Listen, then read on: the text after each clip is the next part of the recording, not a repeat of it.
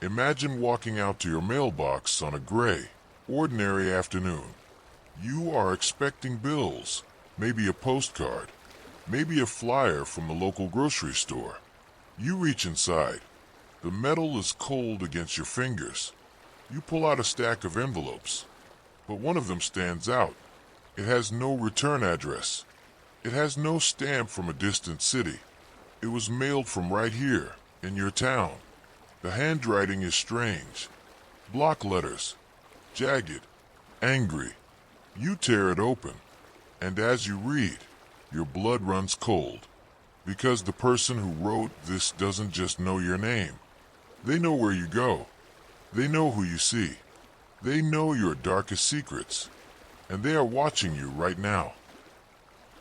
This isn't fiction. This happened to an entire town in Ohio.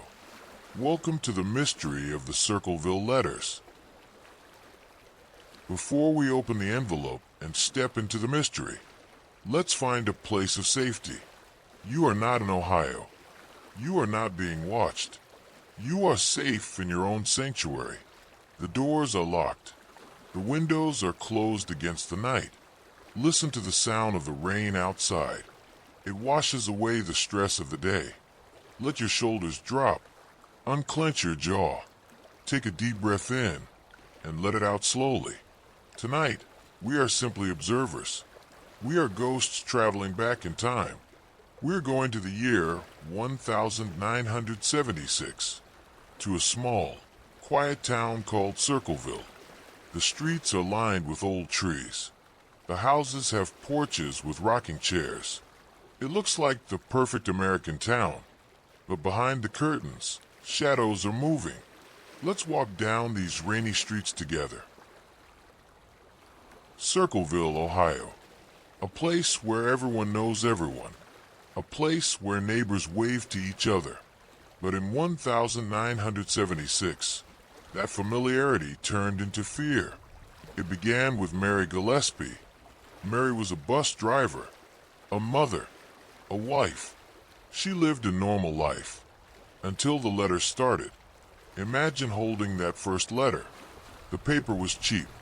The handwriting was disguised, written in block capital letters that looked almost architectural, like a blueprint of hatred. The letter accused Mary of having an affair with the superintendent of schools. It was detailed. It was specific. It said, "I know where you live. I have been observing your house, and I know you have children. This is not a joke."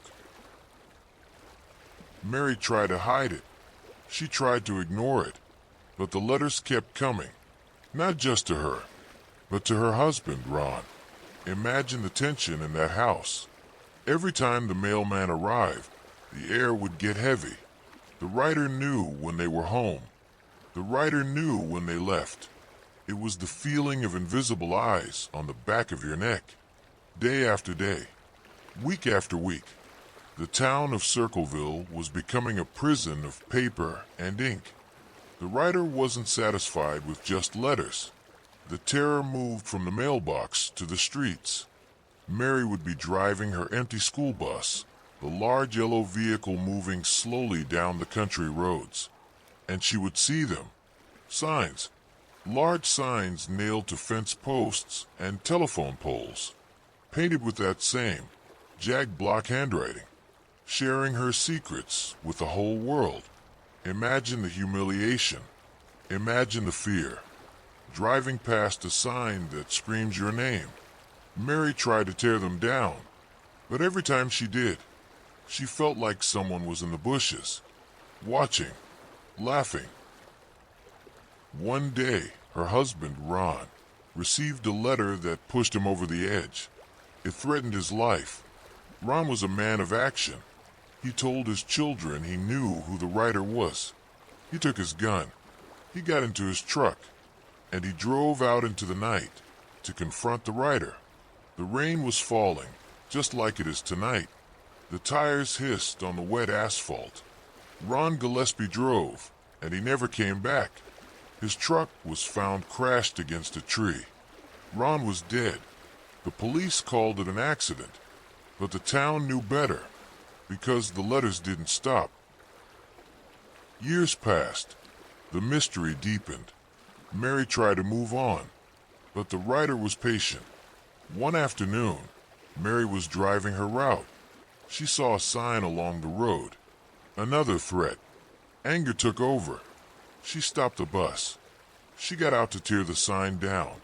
But this time, it wasn't just a sign.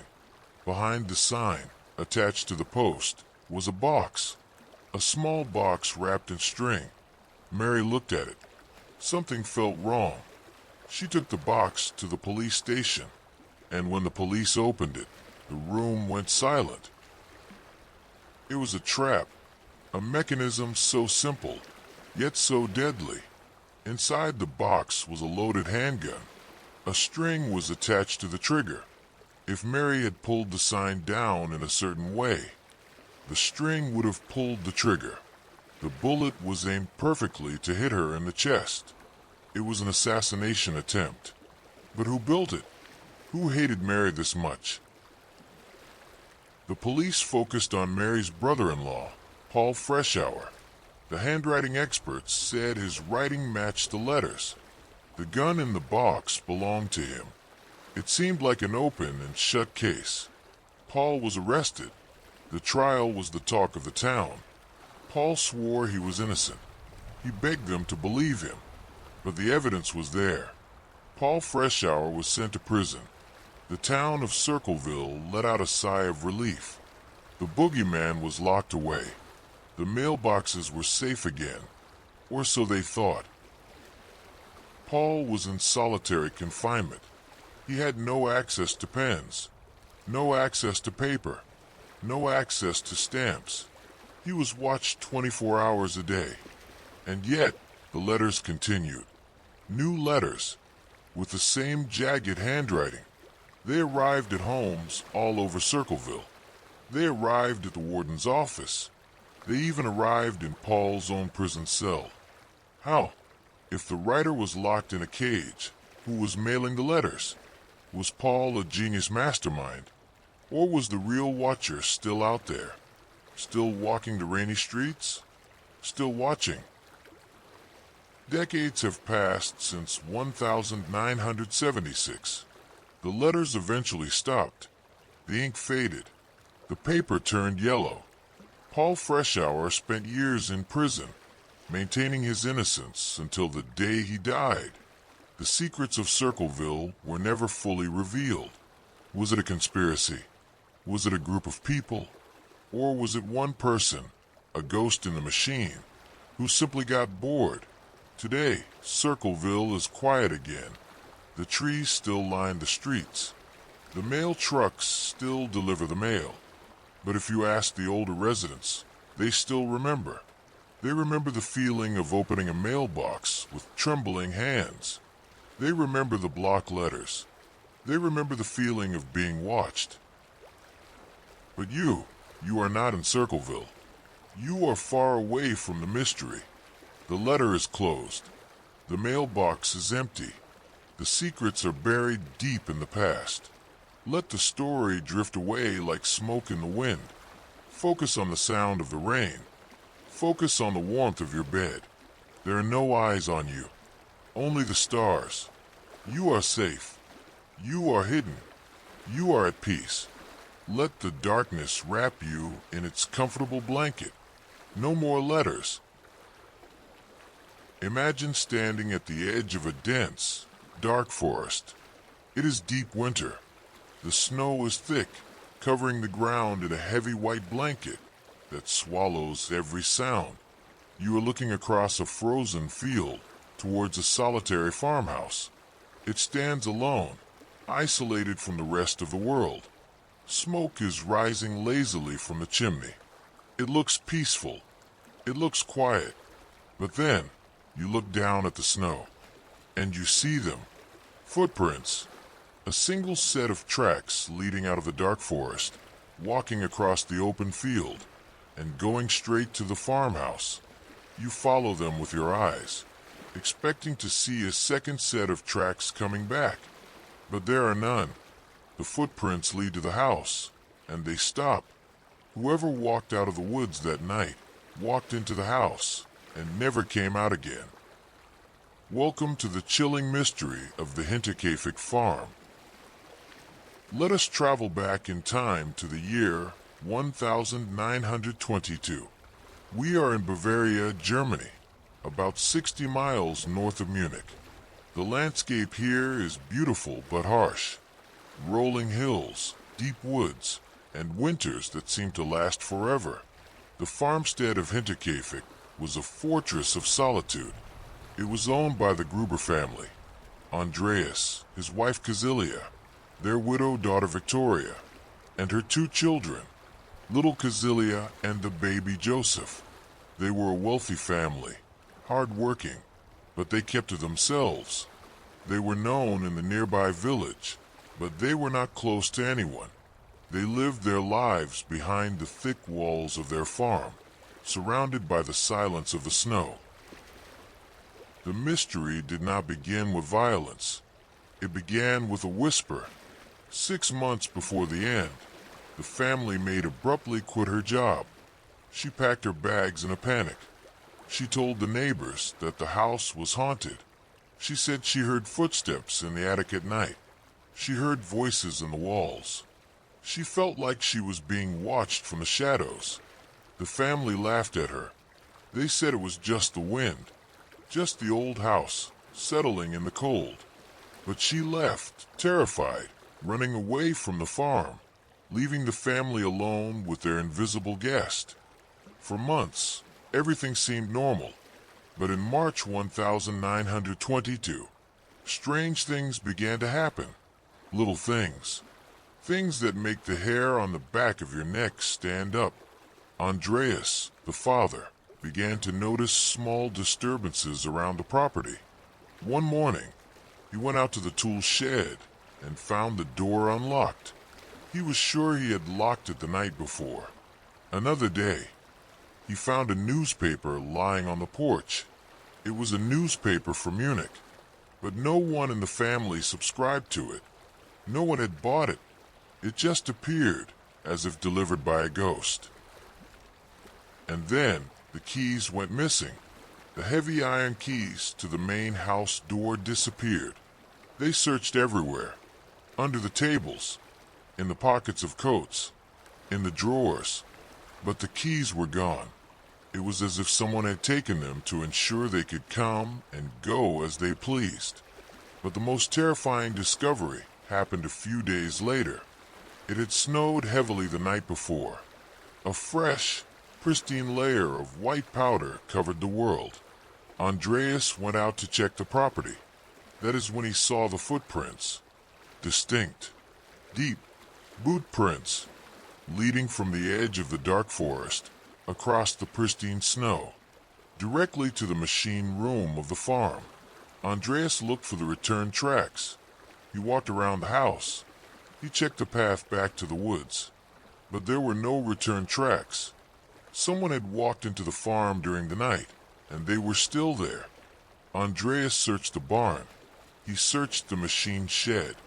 He climbed into the attic, holding a lantern, the light swinging back and forth, casting long, dancing shadows on the wooden beams. He listened. The house was silent, just the creaking of the wood in the cold. He found nothing. No intruder. No thief. Just the dust and the silence. He told his neighbors about the tracks. He told them about the noises in the attic. They suggested he get a dog or a gun, but Andreas was a stubborn man. He did not believe in ghosts, and he did not fear men. He went back to his daily routine, unaware that he was sharing his home with a shadow. Friday, March 31st. The new maid, Maria, arrived at the farm. It was her first day. She unpacked her things in the small room next to the kitchen. The afternoon turned into evening. The sun set behind the trees. A storm began to roll in. The wind picked up, howling around the eaves of the house. Inside, the family prepared for bed. They locked the doors, using the secondary locks since the main keys were missing. They blew out the candles. The house went dark. For the next few days, the farm was silent. The postman came on Saturday and left the mail. He noticed the gate to the machine room was open, banging in the wind. Bang, bang, bang. But no one came out to close it. On Sunday, the family did not show up at the village church for worship. This was unusual. Little Cazilia did not show up for school on Monday. The mail from Saturday was still lying untouched where the postman had left it.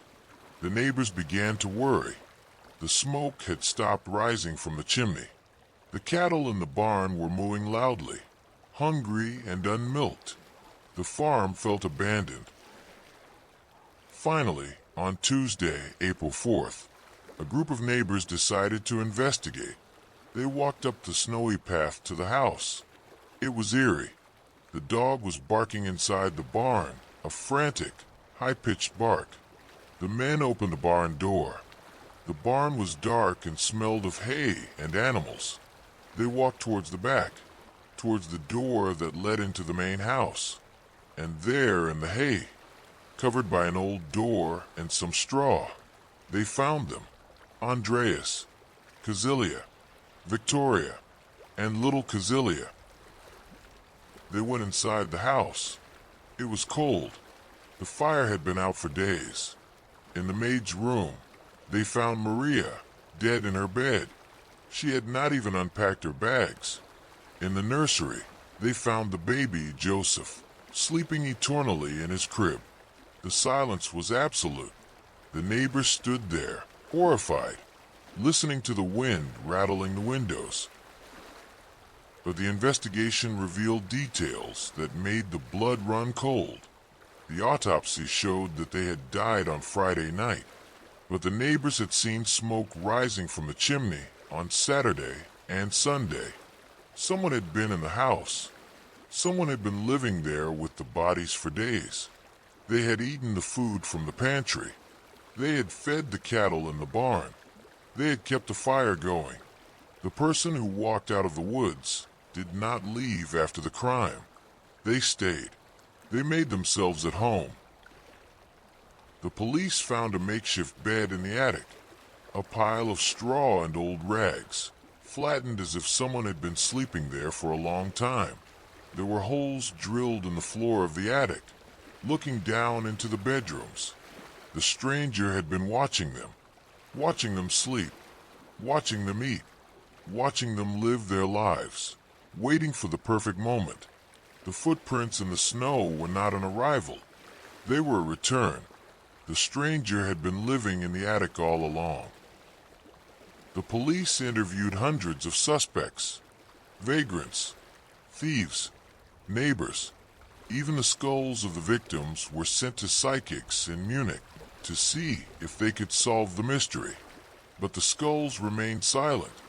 No weapon was ever found until a year later, when the farm was being demolished.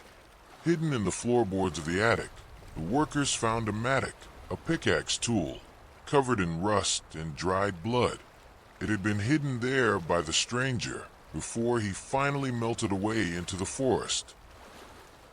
The farm of Hinterkaifeck was torn down in 1923. Today, there is nothing there but a simple shrine in a meadow, a marker for the family that vanished. But if you stand there in the winter, when the snow is deep and the woods are dark, you can almost feel the isolation. You can imagine the smoke rising from the chimney. You can hear the footsteps in the attic. Creak, creak. Who was the man in the attic? Was it a jealous lover? A wandering soldier from war? A madman? We will never know. The snow has melted 100 times since then. The tracks are gone. The house is gone.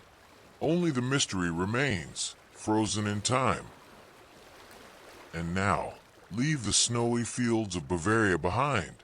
You are far away from that lonely farm. You are safe in your own home. The doors are locked.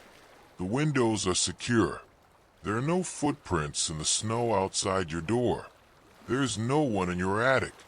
just the quiet darkness of the night. We leave the freezing snow of Germany behind us now and travel south, far south, to the lungs of the world. Imagine the heat rising, the air becoming thick and heavy with moisture. We are entering the Amazon rainforest in Brazil. The year is 1925. The jungle here is a vast, endless ocean of green. The trees are so tall they block out the sun. Vines hang down like curtains, and the sound of the rain is constant. Listen to it. A heavy, warm, tropical rain falling on millions of leaves. Patter, patter, patter. It is a wall of white noise that drowns out everything else. Into this green wilderness walked a man named Colonel Percy Fawcett. He was a legendary British explorer, a man of iron will, who believed that hidden deep in the unexplored jungle was an ancient, glittering civilization. He called it the City of Z. He believed it was older than Egypt, filled with stone temples and gold. Everyone told him he was crazy. They said the jungle was a green hell that would swallow anyone who tried to tame it. But Fawcett was obsessed. He stared at the blank spaces on the map and saw destiny.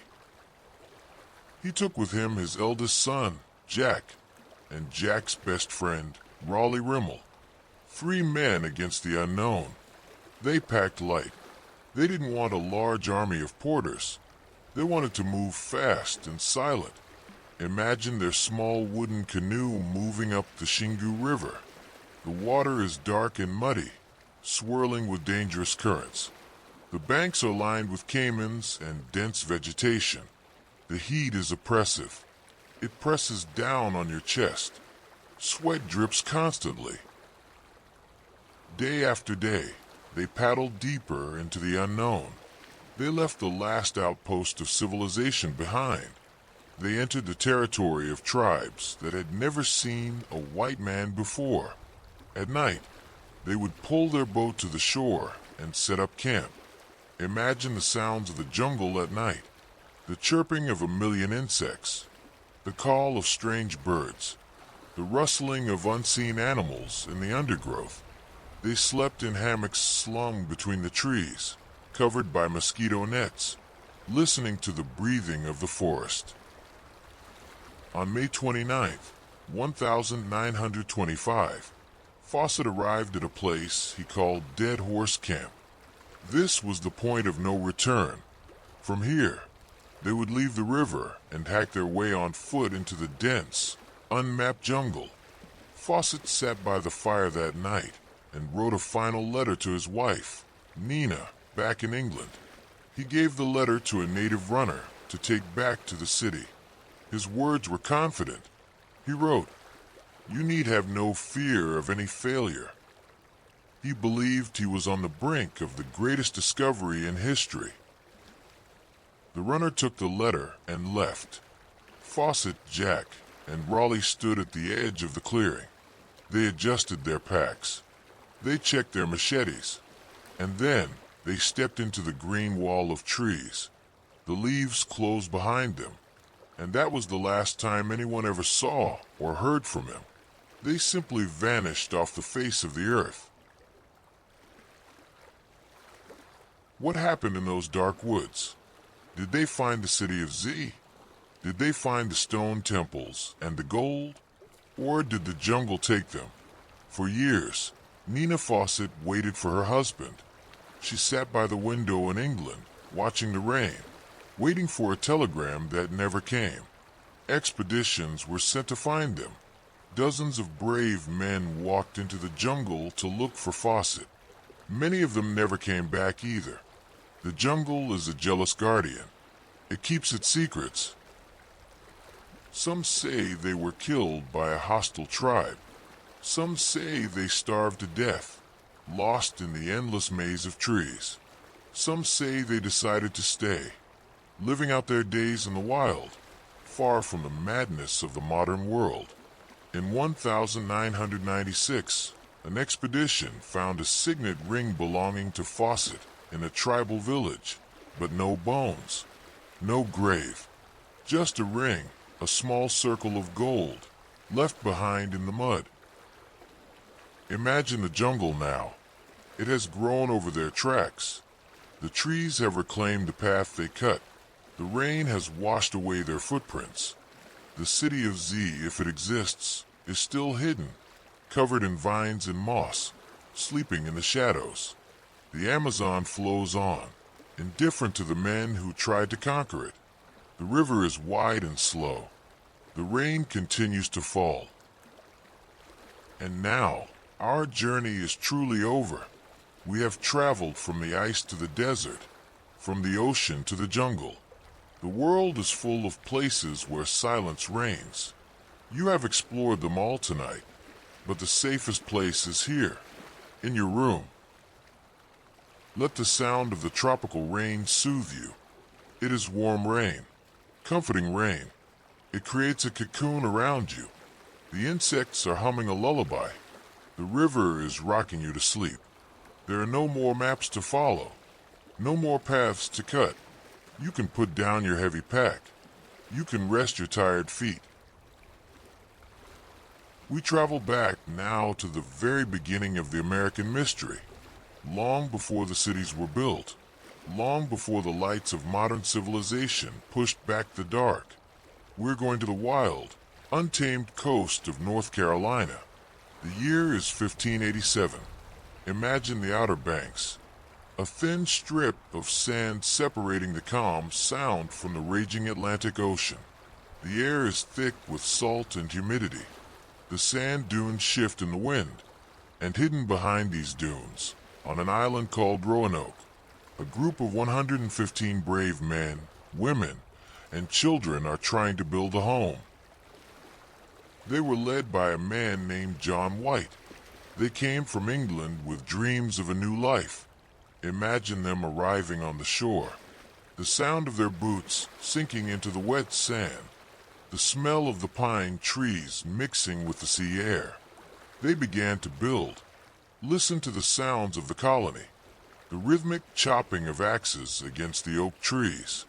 Chop, chop, chop, the sawing of wood, the hammering of nails. Slowly, a small village rose from the wilderness. They called it the city of Raleigh. Simple wooden cottages with thatched roofs. A fortress of wooden palisades to protect them from the unknown. Among them was John White's daughter, Eleanor, and her husband.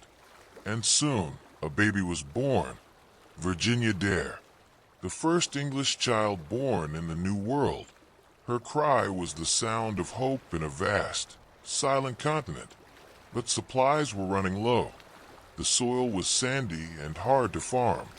The relations with the local tribes were tense. The colonists were afraid. They realized they could not survive the winter without help. They begged their governor, John White, to sail back to England and return with food, tools, and soldiers. Imagine the goodbye.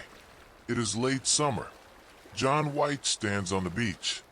He holds his daughter and his new granddaughter in his arms. He promises them he will return before the spring. He climbs into the small boat. He watches them wave from the shore as his ship pulls away. He sees the smoke rising from the chimneys of the homes he helped build. He sees the wooden walls of the fort shrinking in the distance until they are just a speck against the green forest. He did not know it then, but he was looking at them for the last time.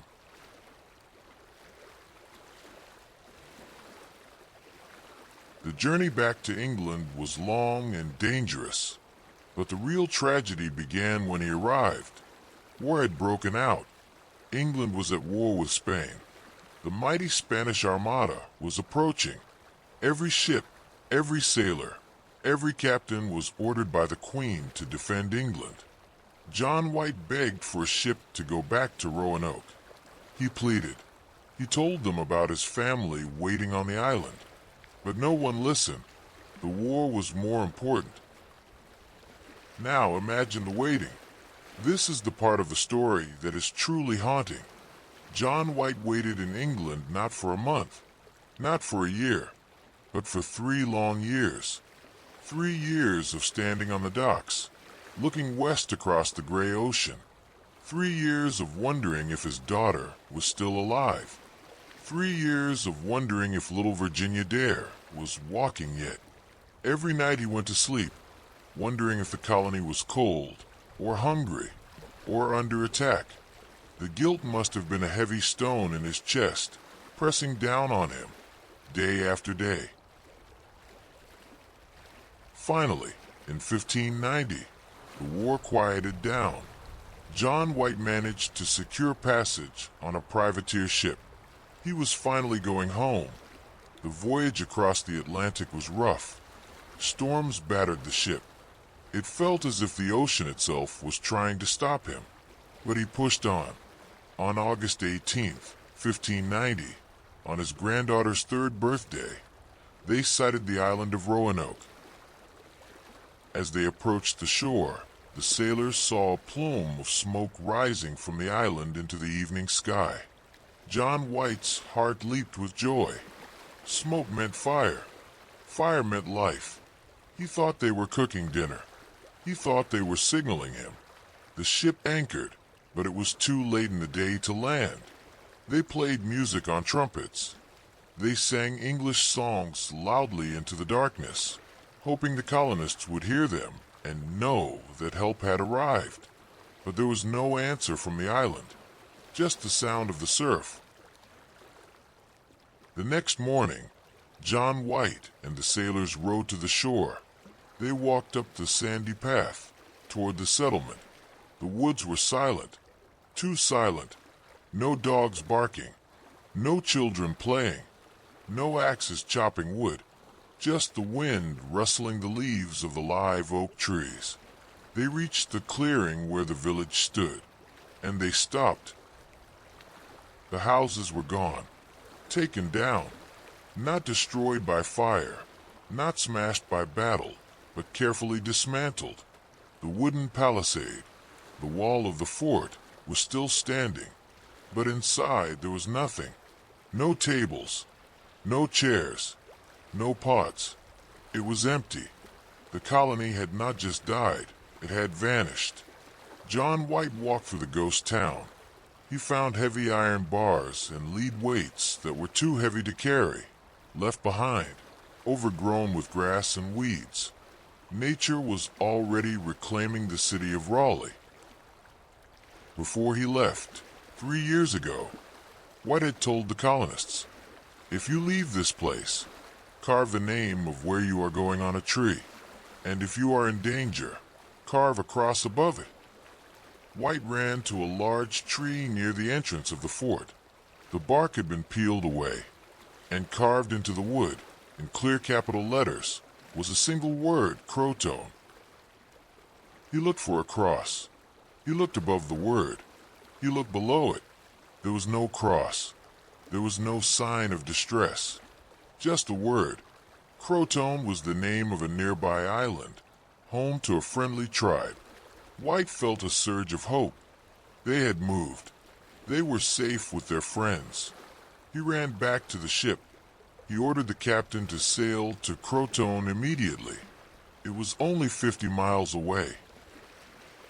But the mystery of Roanoke has one final, cruel twist. As they raised the anchor to sail to Croton, the sky turned black. A massive hurricane slammed into the coast. The anchor cable snapped. The ship was tossed like a toy. They were nearly wrecked on the sandbanks. The captain struggled against the storm for days, but the ship was damaged and the supplies were lost. They could not reach Croton. They could not stay. They had no choice. They had to turn back to England. John White sailed away, leaving his family behind forever. He never returned to America. He died in England, never knowing what happened to his daughter or his granddaughter. Did they live happily with the native tribes? Did they try to sail back to England on a small boat and drown? Were they attacked? The only clue was that silent word carved into the tree. Croton. Centuries have passed. Archaeologists have dug in the sand. They found a ring. They found a small copper plate. But they never found the people. The Lost Colony remains the oldest mystery in America. If you go to Roanoke Island today, it is a quiet place. The wind blows through the trees with a whispering sound.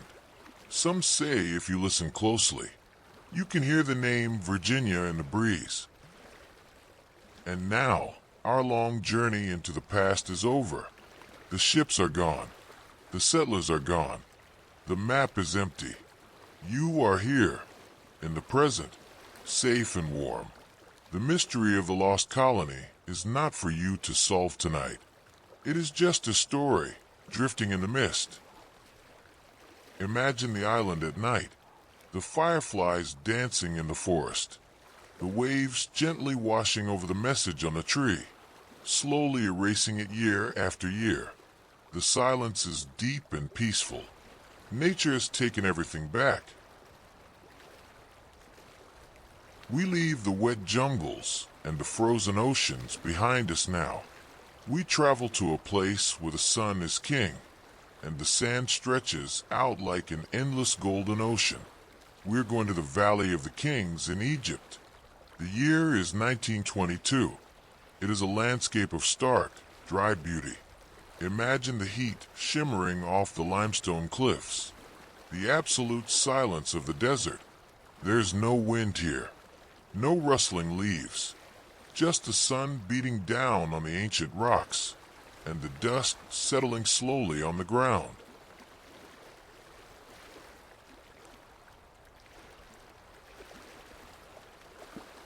For 6 long years, a British archaeologist named Howard Carter had been searching this valley. He was looking for a ghost, a forgotten pharaoh named Tutankhamun. Everyone told him the valley was empty. Every inch of sand had been dug up by others. But Carter was stubborn. He believed there was one secret left. Imagine him walking through the valley at sunrise, the sound of his boots crunching on the gravel. Crunch, crunch, crunch. He was running out of money. His patron, Lord Carnarvon, had given him one final season, one last chance to find the impossible. The work was slow and exhausting. Imagine the sound of the workers, the rhythmic scraping of hoes against the dry earth. Scrape, scrape.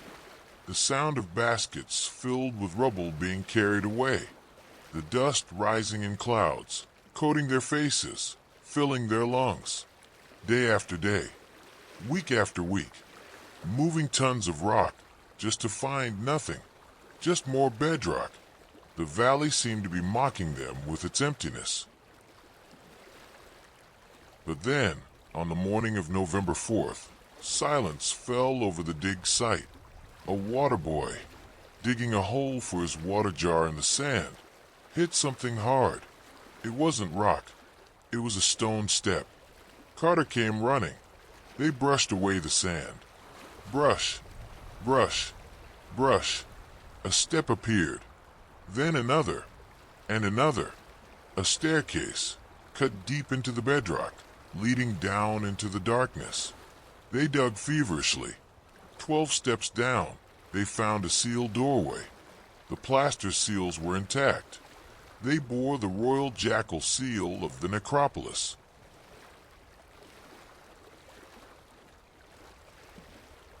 Imagine the feeling of standing in front of that door. Behind it lay darkness that hadn't been disturbed for 3,000 years. Carter made a small hole in the door to look inside, but he saw only rubble. It was just a corridor filled with stones to stop thieves. They had to clear it, basket by basket, stone by stone. It took days. Finally, they reached a second door. The air down there was hot and stale. It smelled of old wood and essential oils. It was November 26th. Lord Carnarvon had arrived from England. They stood before the second sealed door. Carter's hands were trembling. He took a chisel, He tapped it against the plaster. Tap, tap, tap. He made a tiny breach in the top left corner. He inserted an iron rod to check for emptiness. Then he lit a candle. He held the candle up to the hole and peered inside. At first, he saw nothing. The hot air escaping from the tomb made the candle flame flicker wildly.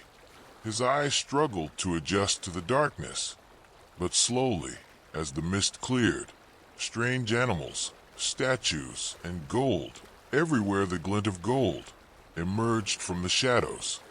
Lord Carnarvon, unable to stand the suspense, asked, "Can you see anything?"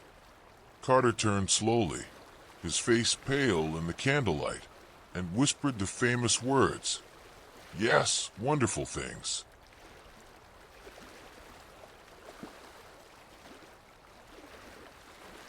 Let us step inside with them. The antechamber. It was like a disorganized attic of a palace.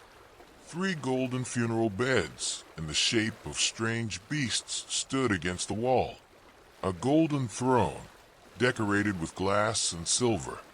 Chariots dismantled and stacked in the corner. Boxes of food. Jars of wine.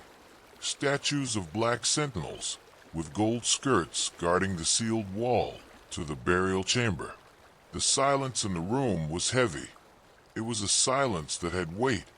You could feel the 3,000 years pressing against your ears. They cataloged the items slowly. Every box, every sandal, every piece of jewelry. It took months. They treated each object with reverence.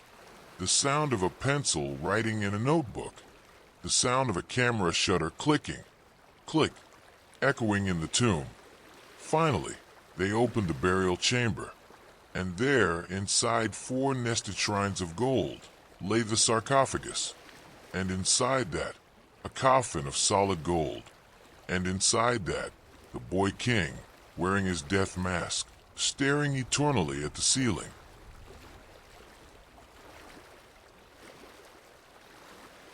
But with the discovery came the whispers. The curse of the pharaohs. It began with a canary. Howard Carter had bought a yellow canary to bring luck to the dig. On the day the tomb was opened, a cobra, the symbol of the pharaohs, entered Carter's house and ate the canary. The workers said it was a warning. The king will strike. Then, Lord Carnarvon fell ill. A mosquito bite on his cheek became infected. He grew weaker and weaker. In Cairo, lying in his hotel bed, delirious with fever, he whispered, "I have heard the call. I am preparing." And at the exact moment he died, the lights in the entire city of Cairo flickered and went out. Total darkness fell over the city. At his estate back in England, at that exact same moment, his favorite dog howled once and dropped dead. Was it a curse? Or was it just the spores of ancient mold released from the tomb? The newspapers went wild. Death comes on swift wings to him who disturbs the peace of the king. But Carter lived for many more years. He spent the rest of his life alone in the desert, organizing the treasures. He said the only curse was the burden of fame. The silence of the tomb was gone, replaced by the noise of the world. But tonight, the noise is gone. The tourists have left the Valley of the Kings. The sun has set behind the cliffs. The desert is cold and blue under the moonlight. The tomb is sealed again. The gold is in the museum, but the spirit of the valley remains. Imagine the sand dunes shifting gently in the wind. The silence is absolute. It is the silence of eternity. You have traveled a long way tonight. From the ice to the desert, you have seen wonders and solved mysteries. But now the journey is over. The heavy stone door is closing. The candle is blown out. You are safe in the darkness. You are resting on a bed softer than gold. Feel the dry, warm heat of the desert fading away, replaced by the cool comfort of your pillow. Your eyelids are heavy, like stone. Your breathing is slow, like the drifting sand. There is nothing left to dig for. There is nothing left to find. It is all done. It is all finished.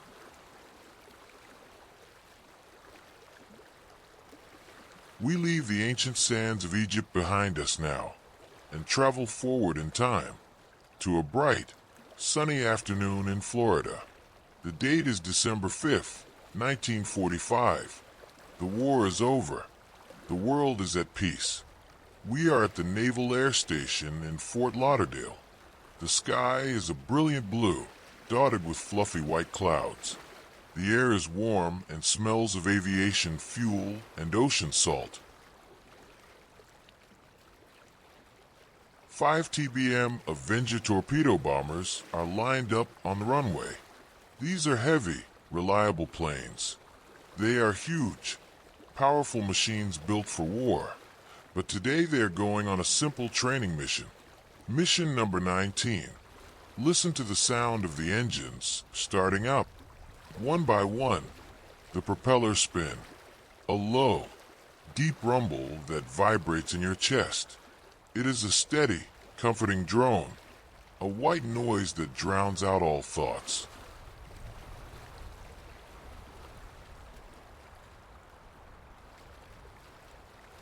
Inside the lead plane is Lieutenant Charles Taylor, an experienced pilot with thousands of hours of flight time. Behind him are 13 other airmen. They are young. They are confident. They taxi down the runway. The wheels leave the ground. They climb into the sky, banking over the sparkling blue waters of the Atlantic Ocean. The view from up there is magnificent. The turquoise water of the Bahamas. The white sandbars. It looks like paradise. For the first hour, everything is routine. They drop their practice bombs. They fly in formation. The engines hum their steady song. But as they turn north for the second leg of the journey, something strange happens. It is not a storm. It is not an attack. It is something much more subtle. Lieutenant Taylor looks at his compass. The needle is not pointing north. It is spinning, moving erratically, back and forth, back and forth. He taps the glass. He shakes his head. He looks at his backup compass. It is doing the same thing.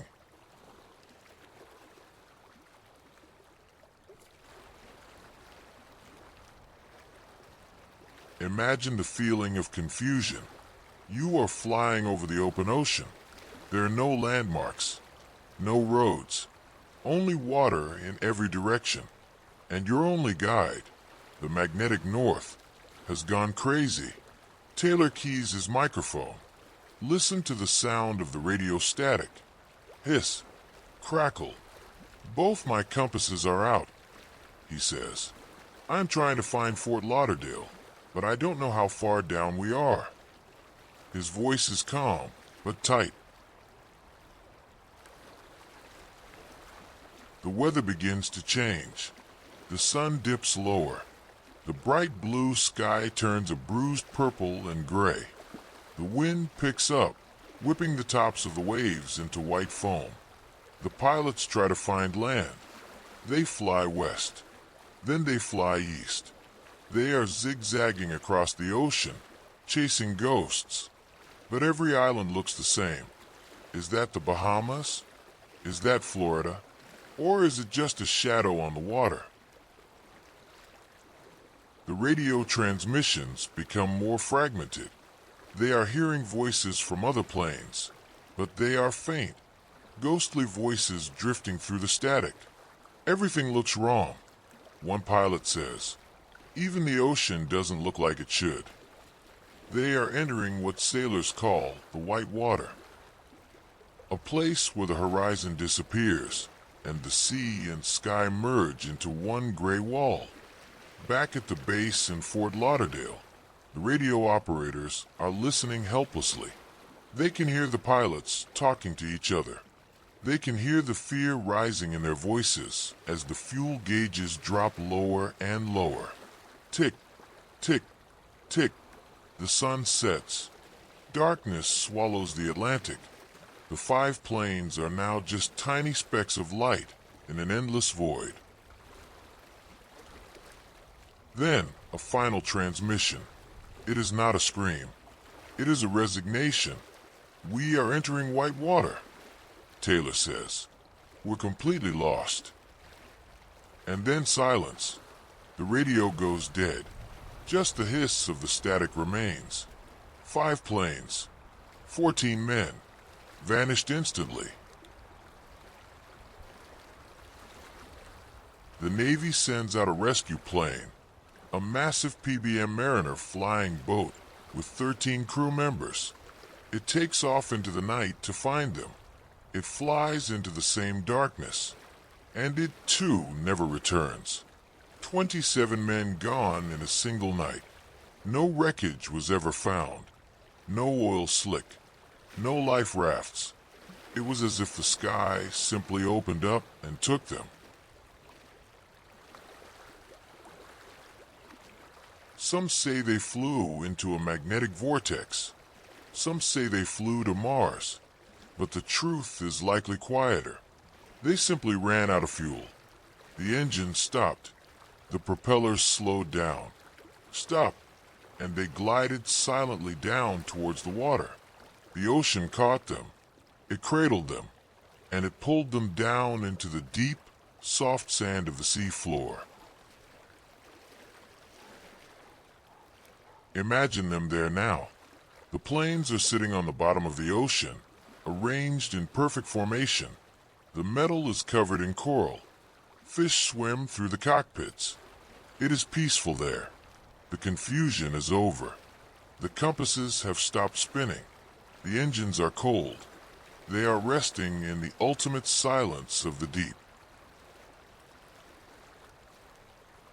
And now, the drone of the engines fades away. The static clears. You are back in the safety of your room. The journey is over.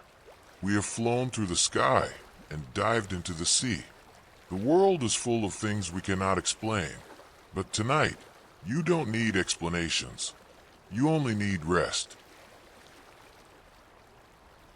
Our long journey across the globe and through history is almost at an end. We have left the noisy skies and the deep oceans behind. We have come indoors, out of the elements. Imagine stepping into a very old, very quiet library.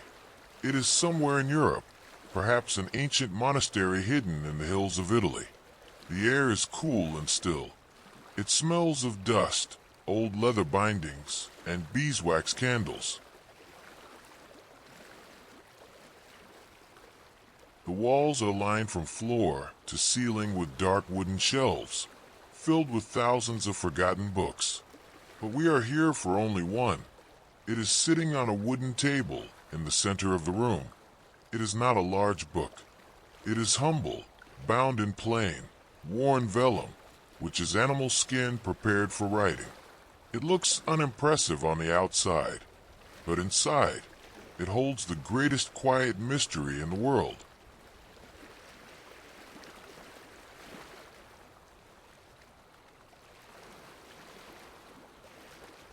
Reach out and open the cover. Listen to the sound of the stiff, ancient vellum turning. Crinkle, crinkle. The pages are not like modern paper. They are thick, textured, and stained brown by 600 years of time. You can feel the imperfections under your fingertips.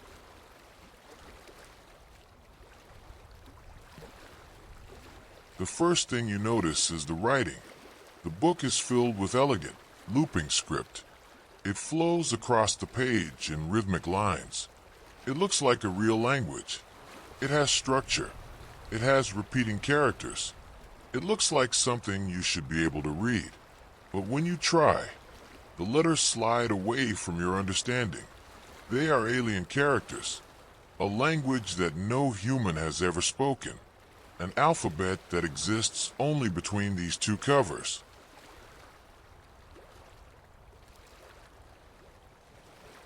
And then there are the illustrations. They are painted in rich but faded colors, greens, blues, and reds that have turned earthy over the centuries. Turn the pages slowly. Swish, swish. They're drawings of plants, but they are impossible plants. Flowers with roots that look like animal faces, leaves that defy gravity. Botanists have studied them for decades and cannot identify a single one on Earth. Are they from a lost continent? Are they from another world? Or are they from the landscape of a dream?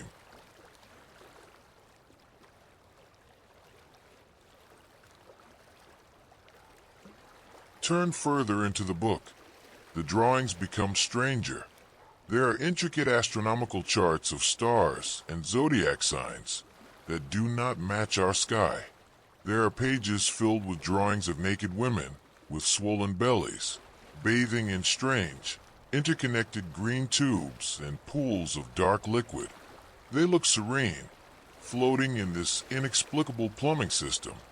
What are they doing? Is it medicine? Is it alchemy? Is it a ritual? The women stare back at you from the page, silent and knowing.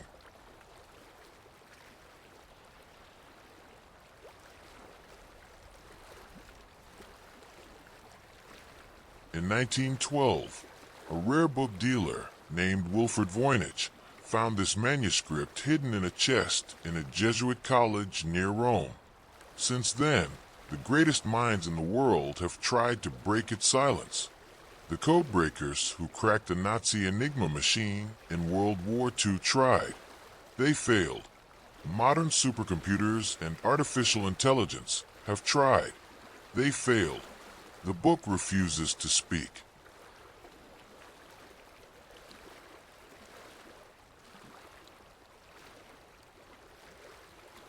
Some say it is a spelled book belonging to Roger Bacon. Some say it is a hoax, a meaningless prank created by a medieval genius to fool a king. Some say it is written by angels.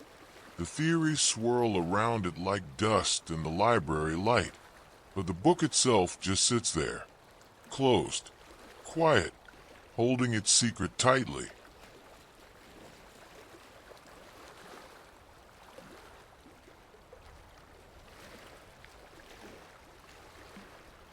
And maybe that is a good thing. In a world where everything is explained, everything is Googled, everything is known, it is comforting to know that some things remain beyond our reach.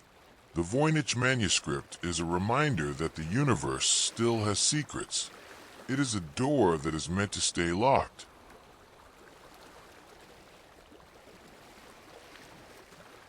And now, it is time to close the book.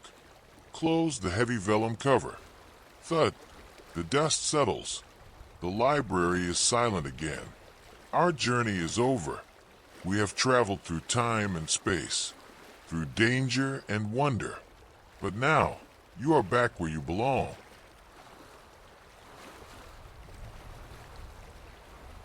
You are safe in your bed. The air around you is still. The world outside has stopped moving. Imagine your mind is like that quiet library. The thoughts are just books on the shelves. You don't need to read them tonight. You can just let them sit there.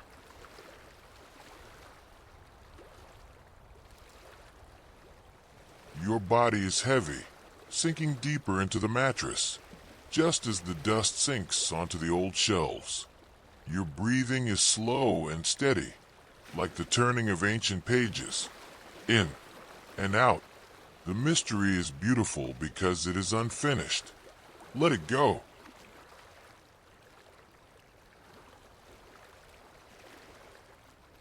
The final chapter is sleep. The final word is peace. Drift away into the silence of the unwritten page. Sleep now. Sleep. Deep. Quiet. Good night.